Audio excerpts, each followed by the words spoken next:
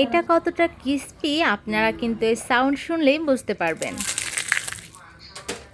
মাশাআল্লাহ, সাউন্ড শুনে তো আপনারা বুঝতে পারলেন, খেতে কিন্তু মাশাআল্লাহ অনেক মজা। এই মজাদার রেসিপি কিন্তু ঝটপট 5 মিনিটের মধ্যেই তৈরি হয়ে যাবে।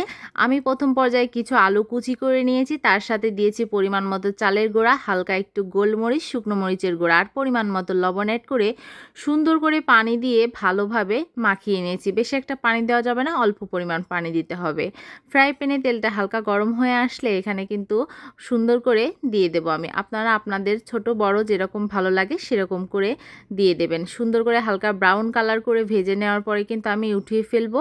আর এটা খেতে কিন্তু মাশাআল্লাহ ছোট থেকে বড় সবাই অনেক পছন্দ করে।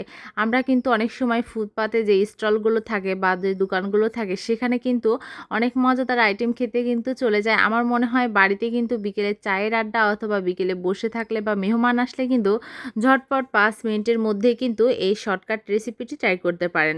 আশা করি সবার খুবই পছন্দ হবে। আমার এই শর্টকাট রেসিপিটি আপনাদের কাছে কেমন লাগলো অবশ্যই কিন্তু কমেন্ট বক্সে কমেন্ট করে জানাবেন।